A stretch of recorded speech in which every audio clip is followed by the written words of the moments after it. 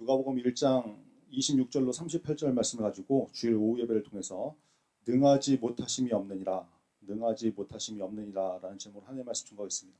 누가복음 두 번째 시간입니다. 오늘 본문은 예수 그리스도의 탄생을 알리는 수태고지라고 하죠. 수태고지. 복음 중의 복음인 예수님의 오심이 이 땅에 예고되는 그런 사건입니다. 오늘 말씀을 통해서 예수 그리스도의 오심과 또 약속의 말씀을 반드시 이루시는 하나님의 능력을 다시 한번 깨닫는 그런 은혜의 시간 되기를 간절히 바랍니다. 우리 26절 같이 다시 한번 읽겠습니다. 26절 시작. 여섯째 달에 천사 가브리엘이 하나님의 보내심을 받아 갈릴리 나사렛이란 동네에 가서, 여섯째 달에 이렇게 나오죠. 엘리사벳이 요한을 잉태한 지 여섯째가 되던 그 달, 이걸 말씀하는 거죠. 하나님의 구원의 역사가 예수 그리스도를 통해서 시작되는 거기 때문에 예수님이 오시는 그 정확한 하나님께서 계획하신 때가 있을 거 아니에요. 그 때를 기준으로 해서 여섯 달 전에 세례 요한이 잉태가 되고 이제 본격적으로 구원의 역사가 시작되는 것이죠. 여러분, 지난 시간에 기도는 반드시 응답된다고 말씀을 드렸는데 yes, no, not yet 기억나시죠? 여러분 표정을 보니까 또 몇 분이 또 전혀 또 이제 그런 게 있었냐, 새로운 소식을 들으시는 것처럼 마치 뭐 뉴스 시간도 아닌데, 그죠? 참 당황스럽네요. 하여튼 여러분, 기도 응답은 yes 뭐였습니까? 기도하자마자 금방 즉시 응답되는 게 있고, no 기도했는데 기도한 것과는 정반대로 이렇게 일이 벌어지는 그런 응답도 있을 수 있고, not yet 지금은 아니지만 나중에, 그죠? 하나님의 때에 응답되는 경우가 있다고 했지 않습니까? 그러니까 이 세례 요한의 탄생이 not yet으로 응답된 경우죠. 간구를 했는데 당장 응답이 왔던 것이 아니라 하나님께서 정하신 때에 맞춰서 응답이 되더라. 여러분 보세요. 만약에 사가랴와 엘리사벳이 이 자식 없음의 문제를 두고 간절히 간구를 하는데 자기들이 원하는 대로 막 기도하자마자 갑자기 막 잉태가 돼가지고 요한이 태어났으면 어떻게 됐겠습니까? 예수님보다 이제 조금 먼저 와가지고 주의 길을 예비해야 되는 이 세례 요한이 그럼 너무 일찍 태어났을 거 아니에요. 이해되시죠? 무슨 말인지. 네.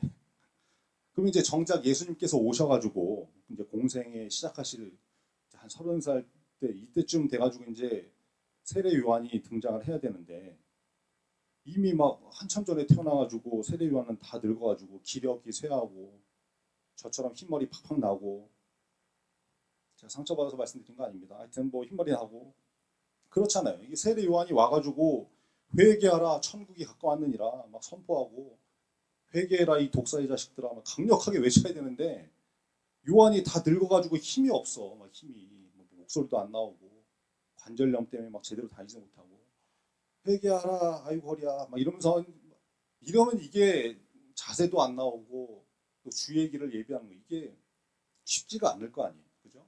그러니까 예수님이 오시기 직전에 진짜 그 개월수로는 한 6개월 정도 차이, 나이로는 뭐 1살 정도 차이 났을까요? 뭐 심지어 동갑일 수도 있겠죠. 요한이 연초에 태어나고 예수님이 연말에 태어나시고 그럼 뭐 동갑이 될 수도 있고, 그렇게 와가지고 이제 예수님이 공생이 시작하시기 직전에 강력하게 복음을 전파한 거 아니겠습니까? 기도 응답의 때가 하나님의 때에 달려있다는 것이 이런 뜻이 있는 거예요. 뜻이. 여러분, 하나님은 역사의 주관자이십니다. 아멘. 온 세상의 역사를 주관하실 뿐만 아니라 우리 각 사람 한 사람 한 사람의 인생의 역사도 주관하시는 분이 우리 하나님이시다.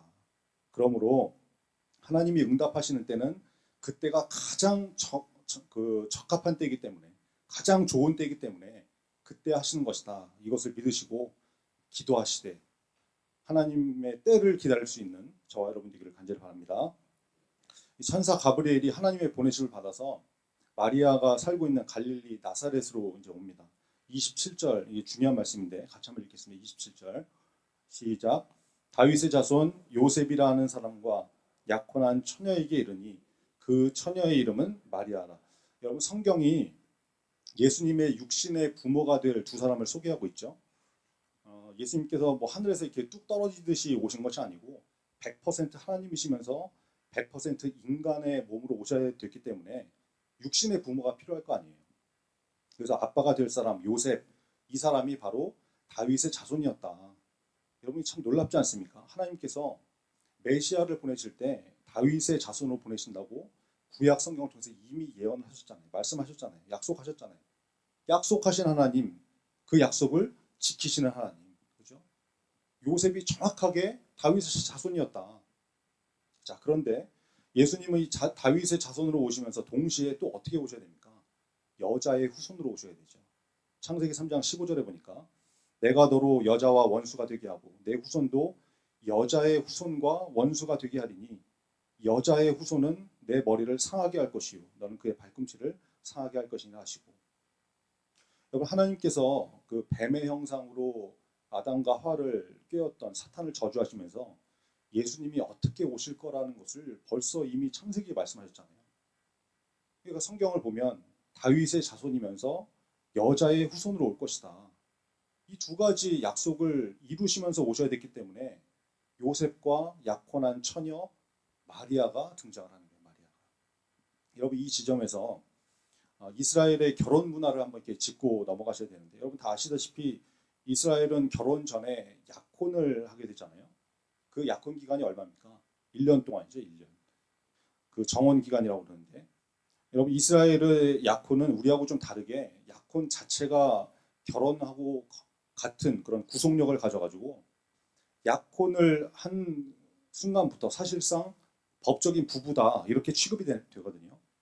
그런데 단 하나, 법적으로는 부부지만 육체적으로는 아직 결합하지 않은 상태, 이렇게 1년 동안을 지내면서 이때 남편은 뭐하냐, 남편 될 사람은 아내와 함께 살 집을 예비를 하고 아내는 몸과 마음의 준비를 하고 이렇게 1년을 보내는 거죠.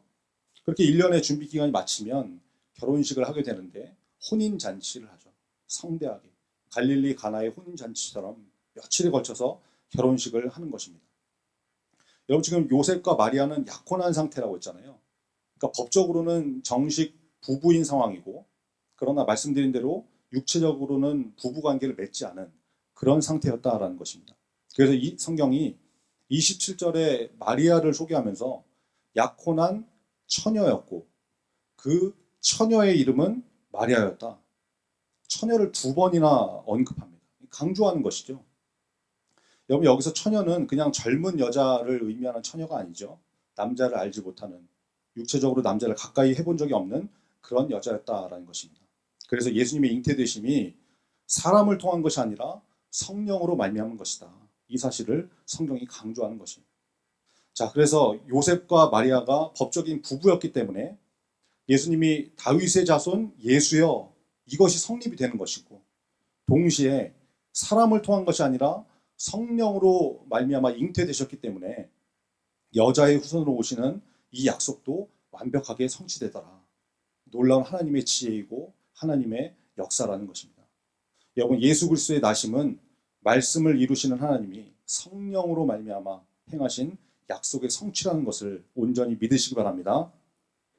여러분 하나님께서 마리아를 통해서 이 일을 이루시는데, 마리아가 신체적으로 처녀였다는 것도 굉장히 중요한 일이지만 마리아 이 사람 자체가 어떤 사람이었겠어요?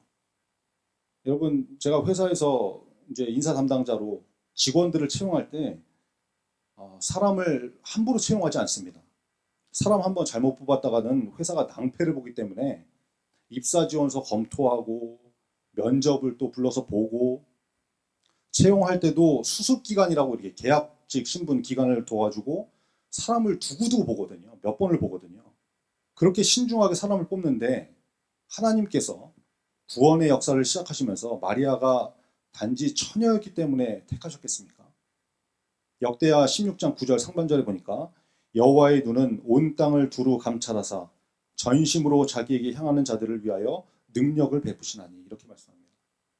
여러분 하나님은 불꽃 같은 눈동자로 온 땅을 감찰하시면서 마리아를 찾으신 거예요. 마리아.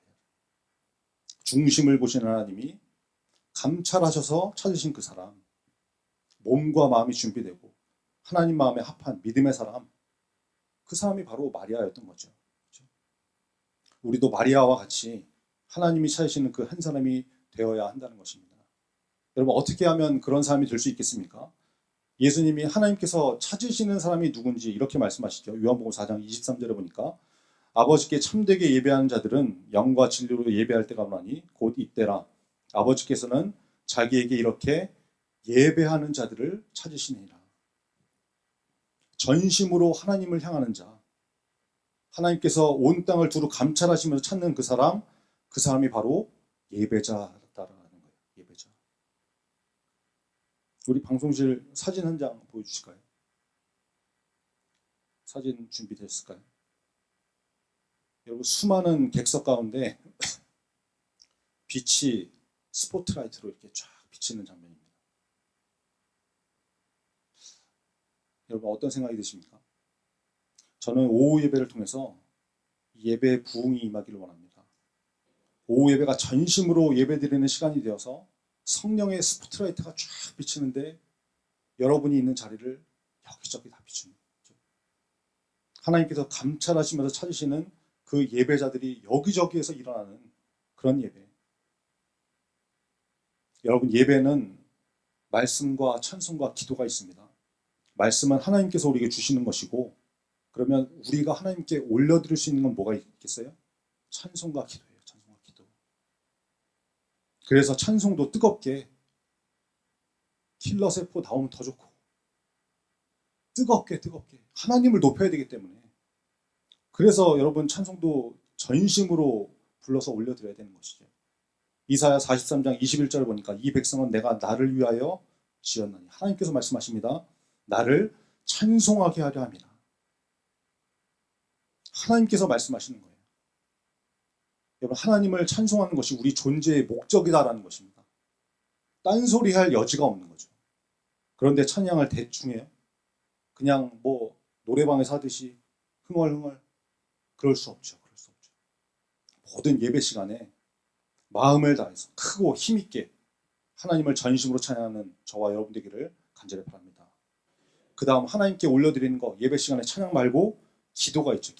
기도는 어떻게 됩니까? 예레미야 33장 3절을 보니까 너는 내게 부르짖으라. 내가 내게 응답하겠고 내가 알지 못하는 크고 은밀한 일을 내게 보이리라. 부르짖는 기도를 하라는 거예요. 부르짖는 기도. 너는 내게 부르짖으라. 이게 명령입니다. 여러분, 권유가 아니에요. 하나님께서 부르짖으면 좋겠고 뭐 아니면 어쩔 수 없고 네 하고 싶은 대로, 이게 아니고 창조주 하나님께서 명령하신 거라니까요. 부르짖어라. 여러분, 명령에는 순종 외에는 길이 없어요. 불순종하실 겁니까? 그거 아니죠? 그럼 길은 하나예요. 순종하는 거예요. 순종하는 거. 부르시는 거 내 취향에 안 맞는데요. 생각 좀 해보고. 이거 아니라. 그래서 다 같이 여러분 말씀에 순종하기로 결단하시고, 오후 예배 설교 이제 끝나고 이제 설교 후에 이제 찬양하고 기도할 때는 기본 옵션이 부르짖고 기도하겠습니다. 부르짖고. 주여, 이거 안 돼요. 이거 안 돼요. 최소한 힘을 다해서 주여 부르짖고. 여러분, 저는 성향상 기도할 때 이렇게 막 시끄럽게 하는 편이 아니거든요. 젠틀하게 적당한 소리로 이렇게 하는데, 근데 제 아내는 저하고 반대라고 했잖아요. 이분은 앞에서 기도 인도하는 분이 주여 한 번 부르시고 기도하겠습니다 이러면 한 번으로 안 끝나. 주여 삼창 혼자 막 하고 울고 소리 지르고, 옆에 앉아서 기도하다 보면 제가 막 민망해요. 주변에서 그럴 거 아니에요. 도대체 아니 이 여자는 무슨 한이 이렇게 많아가지고 한이 맺혔나, 집에 무슨 문제가 있나, 남편이 문제가 있나, 뭐 그러지 않겠어요? 너무 스타일이 달라가지고. 근데 여러분, 놀라운 건 뭔지 아세요? 제 아내가 기도하면 응답이 돼요. 응답이. 이유가 뭘까요? 여러 가지 이유가 있겠지만 제가 보니까 명령에 순종해서 그래요. 너는 내게 부르짖어라. 그러면 내가 내게 응답하겠고. 여러분, 하나님은 약속을 지키시는 분이거든요. 말씀하시는 것을 이루시는 하나님. 그러니까 응답해 주시는 거죠. 부르짖어야 되겠어요? 안 짖어야 되겠어요? 아직도 몇 분이 별로 안 내키시는 표정을 하고 있는 것 같은데. 제가 스타일이 그런 스타일이 아니니까요. 뭐 시끄럽게 꼭 소리를 지르고 그래야 되냐. 좀 적당히 좀 하지. 참 스타일 안 맞네. 제가 그런 사람이 제가. 여러분 제가 부르짖는 것을 좋아하는 스타일이어가지고 여러분 부르짖어 기도해야 됩니다. 이러면 지가 좋아하니까 뭐 그런 또 강요하네 이러고 넘어갈 수 있는데 제가 그런 스타일이 아니라니까요. 근데 너는 내게 부르짖어라. 명령이니까 기본 옵션으로 깔고 그렇게 해야 된다 말씀드리는 거죠. 여러분 보세요. 가까이 있는 사람, 바로 이렇게 근거리에 있는 옆에 있는 사람한테는 작은 목소리로 속삭이듯이 말해야 되잖아요. 이제 여기 바로 앞에 우리 장로님 계시는데 이 가까이 계신 장로님한테 장로님 이렇게 젠틀하게 부르면 되지. 바로 코앞에 계신데 장로님 막 장로님 막 두 손 들고 장로님 삼창 뭐 이러지 않잖아요. 그렇죠?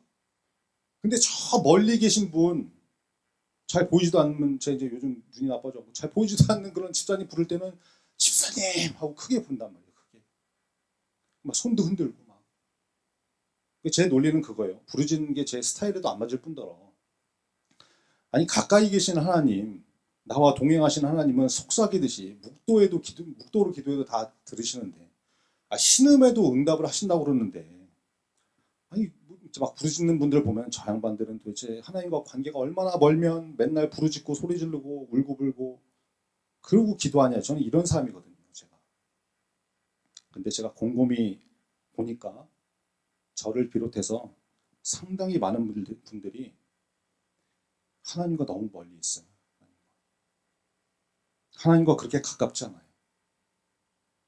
가깝다고 착각을 하는 것이지 우리가 세상에 찌들어서 세상과 가깝지 하나님과 그렇게 가깝지 않더라고요. 이사야 59장 2절에 보니까 너희 죄악이 너희와 너희 하나님 사이를 갈라놓았고 너희 죄가 그의 얼굴을 가려서 너희에게서 듣지 않으시게 함이니라. 세상을 가까이 하는 우리의 죄악이 하나님과 우리 사이를 갈라놓았다. 담벼락처럼 나뉘어 있는 거예요. 여러분 부르짖으셔야 됩니다. 주여 나를 만나 주옵소서, 살려 주옵소서. 하나님 나를 불쌍히 여겨 주세요. 그렇죠? 여러분 성경에서 예수님을 만난 사람들 거의 대부분이 간절하게 부르짖었던 인생이거든요. 간절하면 부르짖게 돼 있는 거예요. 부르짖게 돼 있는 거. 여러분 그거 잊지 마시고 저와 여러분이 부르짖는 강력한 기도로 죄로 인해 막힌 담 같은 벽을 뚫고 깨서 돌파하는 그런 기도의 사람 되기를 간절히 바랍니다. 마리아를 택하신 하나님이 지금도 찾으시는 그 한 사람, 전심으로 하나님을 찬송하고 간절하게 부르짖는 기도를 올려드리는 예배자라는 거. 그래서 우리 인생은 예배에 실패하면 답이 없어요. 여러분 저는 진짜 능력이 없는 사역자거든요. 이게 무슨 뭐 괜히 뭐 겸손 떠느라 뭐 하는 그런 소리가 아니고 진짜 그래요. 진짜 제가 뭐 찬양의 은사, 찬양 인도하는 은사가 있는 것도 아니고 기도 인도도 소질이 없어요. 해도 잘 안 돼. 오죽하면은 뭐 기도 제목 미리 알려드리고 찬양 이어서 그냥 바로 기도합시다 이러잖아요. 그렇다고 제가 무슨 탁월한 설교자도 아니고 다들 고개를 끄덕거리고 계셔서 이제 상처가 되지만 저 원고 없으면 설교도 못 한다니까요. 이번 주 설교도 그래요. 뭐 설교 원고 준비하면서 진짜 수도 없이 반복해서 작성하고 수정하고 그런데도 설교 직전에 사무실에 앉아가지고 이게 원고를 쭉 보면 이 원고가 이래서 이거 되겠나. 참 깊이도 없고 임팩트도 없고 이러다 설교 잘리는 거 아닌가. 하여튼 뭐 별 생각이 다 드는데 진짜 사역자로 볼 때 능력이 없어요. 능력이. 근데 딱 하나 예배 드릴 때 하나님께 예배 드리는 예배는 정말 최선을 다해서 전심으로 드리고 싶은 간절함이 있거든요. 10년도 넘은 얘기인데 제가 이제 첫 교육전도사 사역을 할 때 제가 이제 섬기던 교회 중고등부실이 뭐 한 4층짜리 건물이었는데 맨 밑에 지하에 새벽 예배 드리는 예배실이 이제 중고등부 예배실이었어요. 지하 밑바닥 바닥에서 바닥 인생 살았는데 그때 진짜 중고등부 설교 한 20분 정도 할까요? 근데 그 설교 준비를 막 8시간, 10시간 할 때거든요. 어느 날 같이 사역하던 이제 동료 사역자 중에 한 사람이 유초등부 담당했던 이제 기도 많이 하던 친구인데 꿈인지 환상인지 하나님께서 하시는 말씀을 들었다고 이제 저한테 그러는 거예요. 하나님이 나는 유석이가 드리는 예배가 참 좋다. 이런 말씀하시면서 제가 강단에서 말씀을 전하는 예배 장면을 이렇게 보여주셨다고 그 얘기를 해주는 거예요. 10년도 더 넘은 이 얘기가 아직도 기억이 나는데 그게 진짜 하나님이 보여주신 환상인지 뭐 지나가는 꿈인지 잘 모르겠지만 저는 진짜 그거밖에 없어요. 그거밖에. 뭐 잘 하지도 못하는 설교지만 맡겨주셨으니까 8시간, 10시간 준비해서 전하고 하나님께 전심으로 예배 드리는 거. 저는 진짜 그거밖에 없어요. 근데 여러분 내가 올려드리는 그 예배가 하나님 마음에 합하다고 그러면 하나님이 좋다고 하시면 능력은 없고 부족하지만 하나님 앞에서 그거면 됐지. 뭐가 더 필요하겠습니까? 그죠? 나중에 뭐 제가 천국 가서 뭐 하나님 앞에서 찬양 인도할 거예요? 뭐 하나님 두 손 들고 뭐 이런 거 안 할 거잖아요. 저는 진짜 그거 하나 때문에 제가 지금 이 자리에 서 있을 수 있는 게 아닌가 그런 생각을 합니다. 저는 오후 예배 드리는 모든 분들이 간절한 예배자가 되기를 바랍니다. 사람 앞에 드리는 예배가 아니라 하나님께 올려드리는 예배. 그래서 전심으로 찬양을 올려드리고 간절하게 부르짖어 기도하고 말씀을 통해서 하나님의 뜻을 듣고 깨닫고. 여러분 따라하겠습니다. 예배에 실패하면 내 인생은 답이 없다. 예배만이 살 길이다. 여러분 이 각오로 예배드리는 예배자 되기를 간절히 바랍니다. 본문으로 돌아와서 천사가 나타나서 마리아를 안심시키고 예수님이 잉태되실 것을 알려줍니다. 31절에 보니까 보라 내가 잉태하여 아들을 낳으리니 그 이름을 예수라 하라. 이름을 알려주죠. 하나님의 약속의 말씀이 이제 예수님을 통해서 어떻게 이루어질 것인지 쭉 알려주는데 마리아가 들어보니까 너무 엄청난 일들이어서 이게 이해가 안 되는 거예요. 그래서 이렇게 물어보죠. 34절입니다. 한번 같이 읽겠습니다. 34절 시작. 마리아가 천사에게 말하되 나는 남자를 알지 못하니 어찌 이 일이 있으리이까. 여러분 아까 27절에서 성경이 마리아가 처녀였다는 것을 2번이나 언급하면서 강조했다고 그랬잖아요. 그리고 이번에는 마리아가 스스로 자기를 증명하는 거예요. 아니 내가 처녀인데 남자를 알지 못하는데 잉태라니요. 아들이라니요.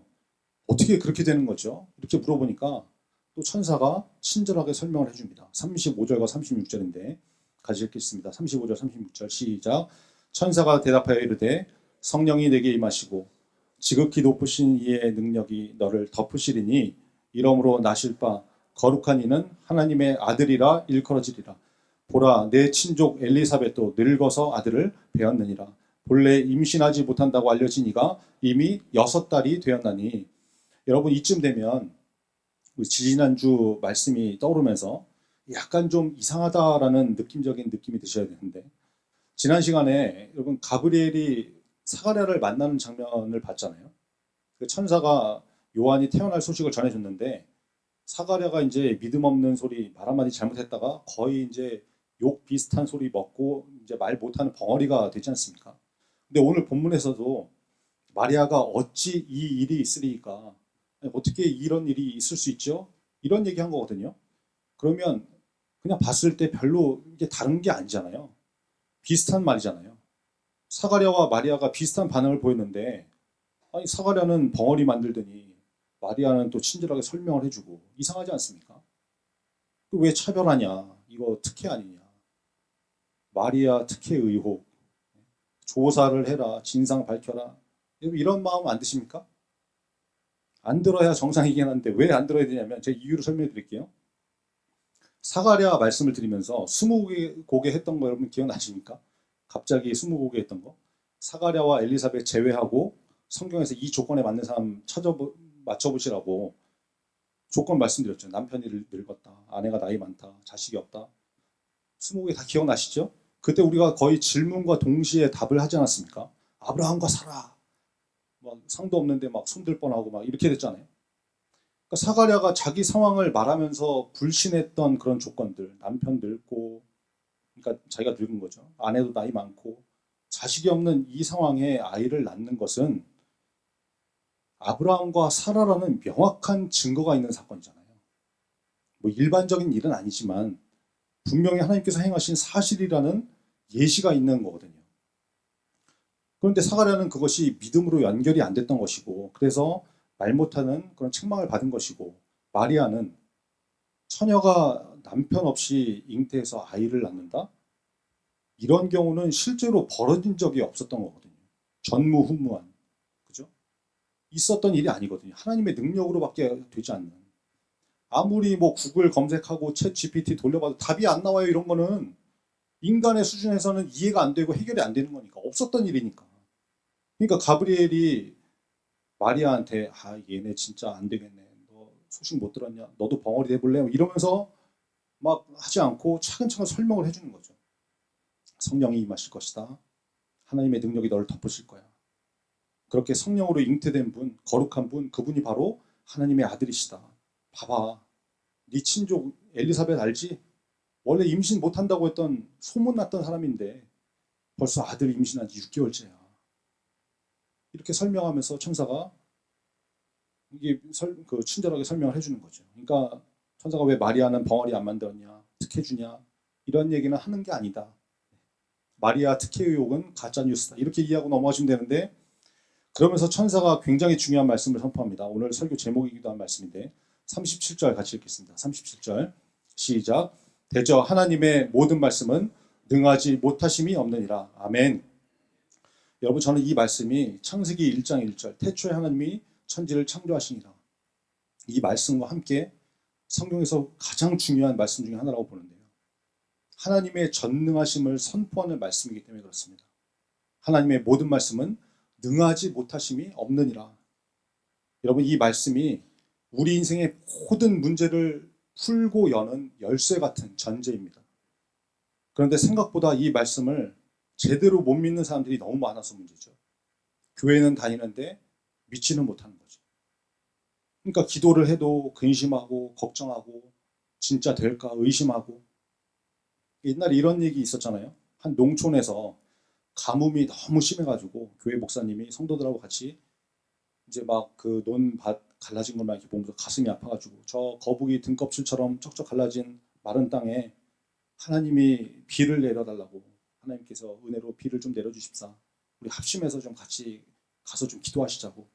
다 이제 준비하고 기도하러 나가는데 한 어린아이가 우산을 챙겨 나가길래 아니 얘야 너는 왜 햇볕 쨍쨍한데 이렇게 우산을 챙겨가니? 그랬더니 아이가 하는 말이 아니 나가서 기도하면 하나님이 비를 내려주실 텐데 그러면 비 맞고 올 겁니까? 우산 챙겨가야죠. 그랬다는. 처음 들으십니까? 여러분. 하나님의 능력을 믿지도 못하고 기도해도 될 거라고 기대도 안 하는 우리 신앙 행태를 꼬집는 대저 하나님의 모든 말씀은 능하지 못하심이 없느니라. 이 말씀이 글자 그대로 100% 믿어지는 저와 여러분 되기를 바랍니다. 성경의 모든 말씀이 이 말씀을 증명하는 내용들이거든요. 바다가 갈라지고 물이 변하여 포도주 되고 죽은 자가 살아나고. 여러분 마리아가 이 말씀이 선포됐을 때 어떻게 반응을 합니까? 38절인데 같이 읽겠습니다. 38절 시작. 마리아가 이르되 주의 여종이오니 말씀대로 내게 이루어지다 하매 천사가 떠나가니라. 여러분 마리아의 믿음과 이 자세가 우리에게 그대로 임하기를 바랍니다. 주의 여종이오니 이렇게 말하죠. 이 말은 지금 뭐 목사님이나 사역자들이 저는 주의 종입니다 이렇게 본인을 소개하고 그래서 이게 아주 낮은 표현이라고 이렇게 여겨지지 않잖아요. 뭐 여자 전도사님, 여목사님 이런 분들 주의 여종 뭐 이렇게 표현하니까 그렇죠? 아주 그냥 낮은 표현으로 안 보이는데 원래 이 말의 뜻은 하인이라는 말이에요. 하인. 저 밑바닥입니다. 말씀하면 그대로 할 수밖에 없는 하인입니다. 선택권이 없습니다. 말씀하시면 그대로 복종하는 그런 종입니다. 이 말이거든요. 마리아의 자세가 어떠한지 알 수 있는 고백이죠. 그러나 여러분 성경의 모든 인물들은 우리와 성정이 같은 동일한 사람이라고 했잖아요. 입장을 바꿔서 나한테 어려운 문제면 그 사람들한테도 동일하게 똑같이 어려운 문제거든요. 그거 잊으시면 안 돼요. 여러분 마리아가 이 복된 소식을 들었을 때 순간적으로 이런 생각 들지 않았겠습니까? 요셉 오빠한테는 뭐라고 설명하지? 오빠가 믿어줄까? 오빠 실망하면 어떡하지? 일가 친척들한테는 뭐라고 그러지? 결혼식 때는 어떻게 하지? 그렇잖아요. 걱정이 산더미잖아요. 천사는 말하고 그냥 가버리면 끝인데 난 이제 뒷감 당해야 되는데. 아니 진짜 갑자기 요셉은 어떻게 설득을 할 것이며 일가 친척에게는 뭐라고 할 것이며 지금 약혼 기간이니까 이제 혼인 잔치를 하게 될 때쯤 되면 거의 만삭이거나 이미 아이를 낳았거나 그럼 결혼식 망. 굉장히 난처한 상황이 되는 거잖아요. 이스라엘 사람들 툭하면 이게 돌 던지는 거 좋아하는데 그 전에 이미 돌 맞아 죽을 수도 있고. 그러니까 주의 여종위원이 말씀대로 내게 이루어지이다. 이게 그냥 쉽게 나오는 대답이 아니라니까요. 천사님 잠깐만 타임. 좀 고민 좀 해보고요. 이렇게 급발진하시면 이거 어떻게 합니까? 예고도 없이 깜빡이도 안 켜고 이거 뭡니까 지금? 좀 며칠 생각할 시간 좀 주시죠. 이런 말이 나오는 게 자연스러운 상황인데 그런데 이 젊은 처녀가 나이 뭐 얼마 됐겠습니까? 10대 후반에서 기껏해야 20대 초중반? 이 어린 나이에 제가 40대 중반인데 뭐야 또 그거밖에 안 됐어? 뭐 이렇게 지금 전혀 상처받지 않습니다 저는. 네. 제가 회사에 신입사원들로 이렇게 들어오는 20대 초반 신입사원들 보면 완전 애기예요 애기. 마리아 그 어린 나이에 이 믿음이 장난이 아니잖아요. 그러니까 천사가 떠나가니라 천사가 놀래가지고 마리아 믿음 쩌네 뭐 킹정 이러면서 이제 가는 거죠. 마리아의 이 믿음이 어디서 나오는 것이냐? 대저 하나님의 모든 말씀은 능하지 못하심이 없느니라. 이 말씀을 100% 믿었기 때문에 나오는 거예요. 그래 나는 할 수 없어도 내 생각에는 안 될 것 같아도 이해가 안 돼도 하나님이 하시면 되는 거지. 전능하신 하나님, 내가 하나님의 말씀을 온전히 믿습니다. 이게 되니까 주의 여종이 오니 말씀대로 내게 이루어지다. 이 믿음의 고백이 나오더라. 저와 여러분에게 이 담대한 믿음의 고백과 마리아의 순종의 이 자세가 충만하게 부어지는 은혜가 있기를 간절히 바랍니다. 우리 찬양하고 기도하겠습니다. 찬양팀 나와주시고요. 우리 주를 위한 이곳에 찬양하고 이어서 바로 기도할 텐데요. 우리 부르짖고 기도할 텐데 하여튼 목소리 높여서 간절하게 기도하시고 오늘 말씀을 붙드시고 특별히 나에게 주신 메시지를 가지고 기도하셨으면 좋겠습니다. 내가 하나님 마음에 합한 예배자가 되도록 하나님이 찾으시는 그 한 사람이 되게 해달라고. 그리고 오후 예배 부흥을 주셔서 찬양이 회복되고 부르짖는 기도로 기도가 뚫리는 거죠. 하나님께서 받으신 예배가 되게 해달라고 여러분 기도했으면 좋겠습니다. 그리고 이제 중요한 또 여러분 사역들이 앞에 있는데요. 유초등부 7월 28일부터 30일까지 성경학교죠. 성경학교가 있고 또 중고청 연합 수련회가 8월 13일부터 15일까지 있습니다. 여름 사역을 위해서 기도하셔야 됩니다. 안전을 위해서 기도해 주셔야 되고 이 귀한 어린 시절에 젊은 시절에 이 영혼들이 하나님 만나게 해달라. 예수님 만나는 놀라운 역사가 나타나는 그런 은혜의 시간이 되게 해달라고 여러분 꼭 기도하셨으면 좋겠습니다. 우리 같이 찬양하시고 기도하겠습니다.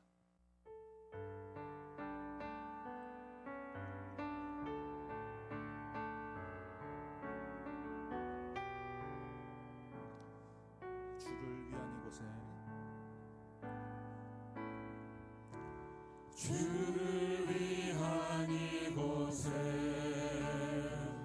예배하는 자들 중에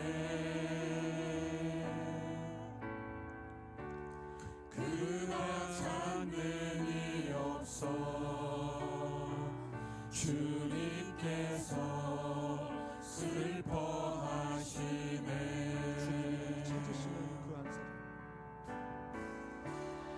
주님이 찾으시는 그 한 사람 그 예배자 그 사람이 되길 원합니다. 내가 그 사람 되길 간절히 주께 예배하네. 주대로 이곳에 서 있네. 주 임재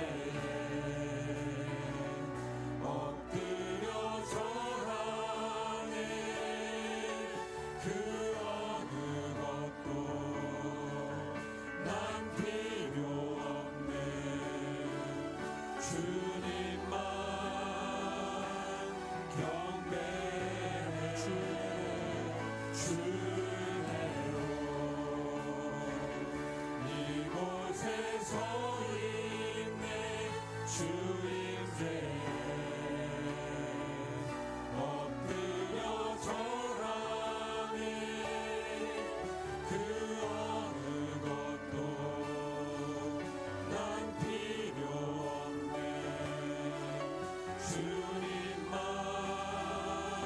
다시 한번 나가겠습니다. 주를 위한 이곳에 주를 위한 이곳에 예배하는 자들 중에 그가 찬능이 없어 주님께서 슬퍼하시네. 주님이 찾으시는 그 한 사람, 주님이 찾으시는 그 한 사람 그 예배자 내가 그 사람이 되기를 원합니다. 내가 그 사람 되기 간절히 주께 예배하네. 주님으로 이곳에 서 있네. 주내로 이곳에 서 있네. 주인세에 엎드려 절하네. 그 어느 것도 난 필요 없네. 주님만 경배해. 주내로 이곳에 서 있네. 주임제에 엎드려 절하네. 그 어느 것도 난 필요 없네. 주님만 예배합니다. 예배합니다. 찬양합니다. 주님만 날 다스리소서. 예배합니다. 찬양합니다. 주님 홀로 높인다. 다시 한번 예배합니다. 예배합니다. 찬양합니다. 주님만 날 다스리소서. 예배합니다. 찬양합니다. 주님 다 같이 주여 손을 부르시고 드린 기도 좀 가지고 간절하게 기도하겠습니다. 주여, 주여, 주여, 주여, 주여, 아버지 하나님, 예배를 받아주시옵소서. 하나님, 내가 예배자가 되게 하시옵소서.